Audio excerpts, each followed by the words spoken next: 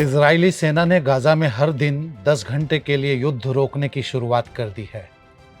आज उसने गाजा पर बम नहीं बरसाए बल्कि हवाई सहायता पहुंचाई। 21 महीने से चल रहे इस युद्ध में इजरायल अपने रवैये की वजह से दुनिया भर में आलोचना का पात्र बना हुआ है। अपनी छवि सुधारने की कोशिश में ही उसने आज गाजा में हवाई मार्ग से आटा, चीनी और डिब्बाबंद खाने की चीजें गिराई। गाजा में इन चीजों के गिरते ही लोग सामान झपटने के लिए टूट पड़े।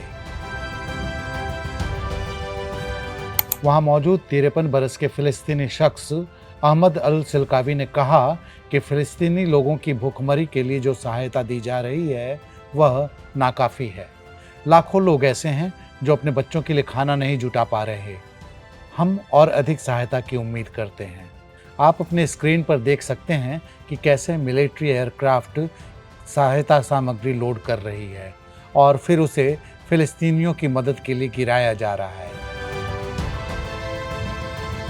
जॉर्डन के सशस्त्र बलों के अनुसार इस सहायता में खाद्य सामग्री, डिब्बाबंद खाद्य पदार्थ, चीनी, चावल और बच्चों के लिए चीजें शामिल हैं। विस्थापन झेल रहे 6 बच्चों के पिता अली मारूफ कहते हैं कि हवाई मार्ग से जब भी मदद फेंकी जाती है उसे वही लोग ले पाते हैं जो मजबूत होते हैं। बूढ़े, बुजुर्ग और औरतों तक यह मदद नहीं पहुंच पाती। व्यापारी भी मदद नहीं करते। वे चीज़ें ऊंची कीमतों पर बेचते हैं, वाजिब कीमतों पर नहीं। ऐसे में हम उसे खरीद नहीं पाते। मध्य पूर्व, उत्तरी अफ्रीका और पूर्वी यूरोप के लिए WFP के क्षेत्रीय निदेशक समीर अब्दुल जाबेर बताते हैं कि इस समय लगभग 4,70,000 लोगों को हम अकाल जैसी स्थिति में देख रहे हैं। तकरीबन 90,000 महिलाओं और बच्चों को पोषण से जुड़े इलाज की ज़रूरत है। नॉर्वेजियन शरणार्थी परिषद के महासचिव जॉन एगेलैंड ने गाजा की स्थिति को विनाशकारी बताया। उन्होंने कहा कि इस क्षेत्र में अकाल की उल्टी गिनती शुरू हो गई है और हर दिन बच्चे भूख से मर रहे हैं। हाल के दिनों में गाजा से कमज़ोर बच्चों की जैसी तस्वीरें सामने आई थीं, उसके बाद से इजराइल की वैश्विक आलोचना तेज हो गई। बता दें कि खाद्य विशेषज्ञ महीनों से गाजा में भूखमरी की खतरे की चेतावनी दे रहे हैं।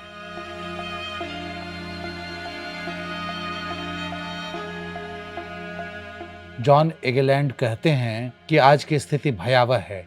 इसके लिए कोई और शब्द नहीं है। हम अब कह रहे हैं कि समय बीत रहा है और अकाल की उल्टी गिनती शुरू हो गई है।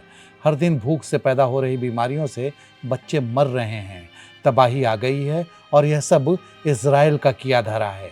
हालांकि इस बुरे समय में जब फिलिस्तीनी बच्चे, जवान और बूढ़े भोजन के लिए तड़प रहे हों, बीमार हो रहे हों और लगातार मर रहे हों, इजरायली सेना का सीमित समय के लिए ही सही लेकिन युद्ध रोकने की घोषणा थोड़ी राहत जैसी बात लगती है।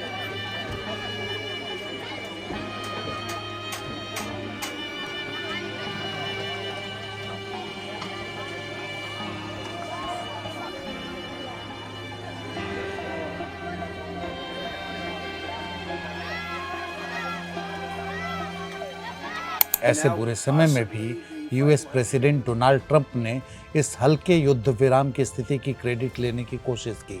उन्होंने यह भी कहा कि गाजा के लोगों के लिए उन्होंने लगभग 500 करोड़ रुपए खाद्य सहायता दी है, लेकिन किसी भी पक्ष ने उनका धन्यवाद नहीं कहा।